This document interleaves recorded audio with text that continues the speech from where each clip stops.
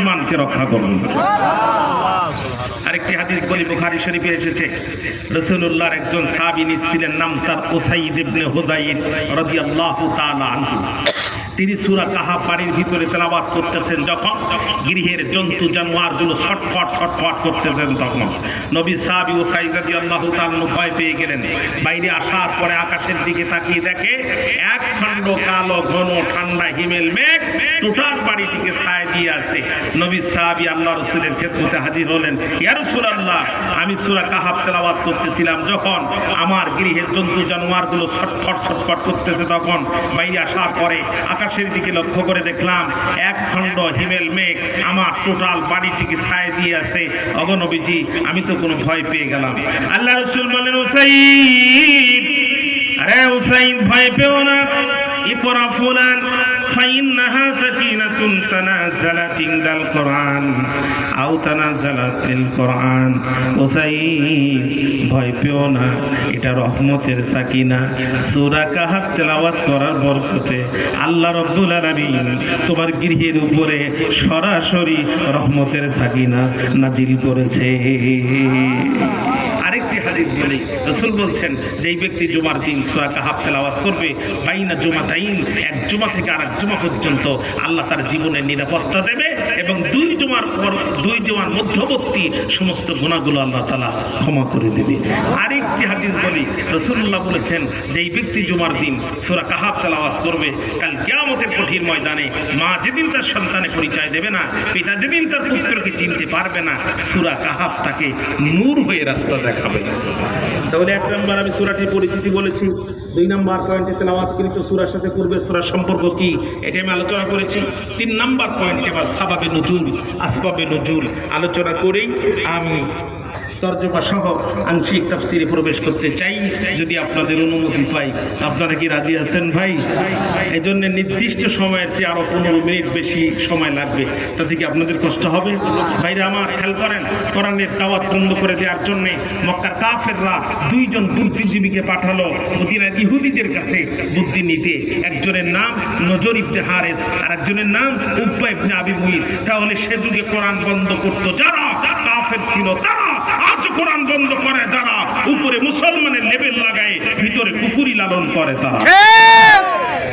আর এদেশের নারীদের যদি যাত্রার প্যান্ডেলের সমস্ত কাপড় খুলে নাচার অধিকার থাকে, এদেশের নারীদের যদি উন্মুক্ত মঞ্চে পুরুষের সামনে ডান্স করার অধিকার থাকে, এদেশের নারীদের যদি সিনেমায় অভিনয় করার অধিকার থাকে, এদেশের নারীদের যদি গান গাওয়ার অধিকার থাকে, তাহলে বোরকা পরে অপর মুসলিম নারী বোনের কাছে কোরআনের দাওয়াত পৌঁছায় দেওয়ার অধিকারও তাদের আছে।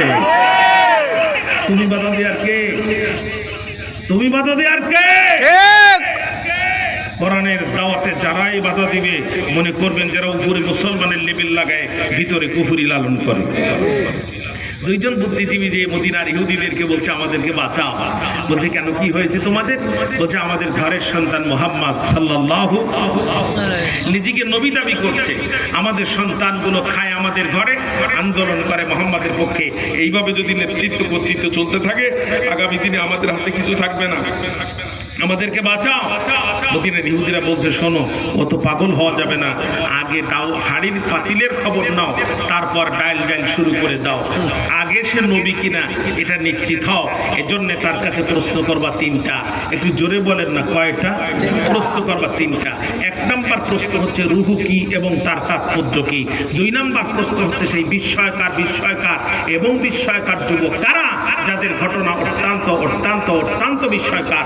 তিন নম্বর প্রশ্ন হচ্ছে সেই মহান ব্যক্তি কে, যিনি মিনাল মাশরিকি ইলাল মাগরিব, ফ্রম ইস্ট টু ওয়েস্ট, পূর্ব থেকে পশ্চিম পর্যন্ত পরিভ্রমণ করেছেন, এবং তার ঘটনা কি। ওরা মক্কায় ফিরে আসলো, রাসূলকে প্রশ্ন করলো। আল্লাহ রাসূল বললেন, তোমাদের প্রশ্নের জবাব আগামীকাল দেব। ঘটনাবশত তিনি ইনশাআল্লাহ বলতে ভুলে গিয়েছিলেন। উলুমুল কোরআন, কোরআনের সায়েন্সের উপরে সাহাবাদের যুগ থেকে আজ পর্যন্ত যত কিতাব রচিত হয়েছে, তার মধ্যে দুইটা কিতাবকে উলুমুল কোরআনের ভিত্তির কিতাব বলা হয়, খুঁটির কিতাব বলা হয়, উমদা কিতাব বলা হয়। এক নম্বর কিতাবের নাম আল বুরহান ফি উলুমিল কোরআন লিখেছেন ইমাম সারকাশি রহমাতুল্লাহ আলাইহি।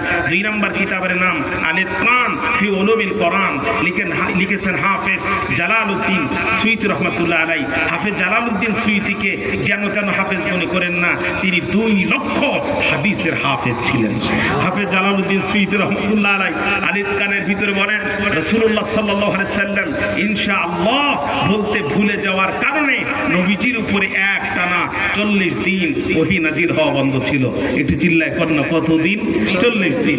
40 দিন মক্কার কাফেররা আল্লাহ রাসূলের কাছে আসে, প্রশ্ন করে, উত্তর না পেয়ে চলে যায়। এক পর্যায়ে তারা বাজে কথা ছড়াতে লাগলো, নবী হওয়া এত সহজ, 3 প্রশ্নের জবাব দিতে যদি 40 দিন লাগে, বাকি প্রশ্নের জবাব কবে দেবে? আল্লাহ কয় জিবরিল আর করিস না দেরি, চলে যা তাড়াতাড়ি। মক্কার কাফেররা আমার নবীকে প্রশ্ন করে অপমান করতে চায়, আমি আসমান থেকে আমার নবীর পক্ষে মক্কার কাফেরদের প্রশ্নের জবাব দিতে চাই। চলে আসলেন জিবরিল আমিন, সূরাতুল কাহফ নাযিল হয়ে গেল। আলহামদুলিল্লাহিল্লাযী আনজালা আলা আবদিহিল কিতাবা ওয়া লাম ইয়াজআল লাহু ইওয়াজা। দেশের নাম জর্দান, বাদশার নাম দাকিয়ানুস। বৈশিষ্ট্য তার 3টা। 1 নাম্বার জালেম, 2 নাম্বার নিষ্ঠুর, 3 নাম্বার মূর্তি পূজক। দেশে যত স্বৈরা শাসক আছে, বন্দুকের নলে জাতির রাজত্ব শাসন করে যারা, তাফসীরের নাম তাফসীরে নুরুল কোরআন, খুলে দেখবেন এই 3টি বৈশিষ্ট্যের মালিক তারা। 1 নাম্বার তারা প্রচন্ড জালেম হয়, 2 নাম্বার কঠিন হৃদয়ের নিষ্ঠুর হয়। দেশের মানুষ গুলি খেয়ে রাজপথে মারা যায়, আর এরা খাসির রান ঝোল করে বঙ্গভবনে খায়। তাহলে 1 নাম্বার তারা মারাত্মক জালেম হয়। কি জাতের জালেম হলে পরে ফেরাউন মুসা আলাইহিস সালামের জন্ম হতে দেবে না, ছোট ছোট নবজাতক শিশুদেরকে মায়ের কোল থেকে তুলে নিয়ে জবাই করেছিল। কি জাতের জালেম হলে পরে নমরুদ ইব্রাহিম আলাইহিস সালামের জন্ম হতে দেবে না, জীবন্ত ইব্রাহিম আলাইহিস সালামকে অগ্নিকুণ্ডে নিক্ষেপ করেছিল।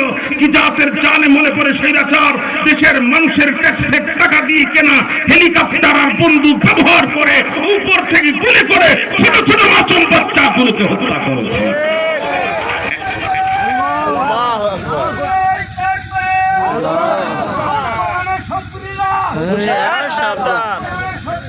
হুশিয়ার সাবধান। আল্লাহ আমার চাচাদের উপরে খাস রহমত নসিব করুন। আমিন আমিন। যুবকরা কি সব মরে গেছে? মুরব্বী মানুষেরা তাকবীর দিচ্ছে আর যুবকেরা পেনশন নিচ্ছে। আপনাদের বিরক্তি আসতেছে মনে হয় আমার উপরে, কষ্ট হচ্ছে আপনাদের? তাহলে 1 নম্বর জালেম হয়, 2 নম্বর নিষ্ঠুর হয়, 3 নম্বর মূর্তি পূজক হয়। টাকার মধ্যে মূর্তি, পয়সার মধ্যে মূর্তি, 3 রাস্তার মোড়ে মূর্তি, 4 রাস্তার মোড়ে মূর্তি, স্কুলের সামনে মূর্তি, কলেজের সামনে মূর্তি, বিশ্ববিদ্যালয়ের সামনে মূর্তি, সব জায়গায় মূর্তি নির্মাণ করে তারা ফিরআউনের নমরুদের উত্তরসূরি তারা, ইসলামের চূড়ান্ত দুশমন, মুসলমানের চরম শত্রু। আমরা জন্মগ্রহণ করেছি মূর্তির কবর রচনা করে আল্লাহর তাওহীদকে প্রতিষ্ঠিত করার জন্য। মূর্তি গড়ার জন্য আমাদের জন্ম হয়নি। আজ হোক কাল হোক বাংলাদেশে কোনো মুক্তি থাকবে না ইনশাআল্লাহ ইনশাআল্লাহ। এই মূর্তির কবর রচিত করে দেশে তাওহীদের বীজ বপন করা হবে। প্রয়োজন যদি আর সাগর রক্ত দিতে হয়, এদেশের তাওহীদি জনতা প্রস্তুত আছে না নাই? নাকি আমি সারা দেশে রেড অ্যালার্ট জারি করলো, ডিগ্রি জারি করলো, মার্শাল ল জারি করলো। কি সেটা? আমার দেশে থাকবে যারা মূর্তি পূজা করবে তারা, আমার দেশে থাকবে যারা মূর্তির পায়ে সিজদা দেবে তারা, আমার দেশে থাকবে যারা মূর্তির ইবাদত করবে তারা, আর করবে না যারা 2 ভাগে ভাগ হবে তারা। 1 ভাগ যাবে ক্রস ফায়ারে, আর 1 ভাগ যাবে আয়না ঘরে।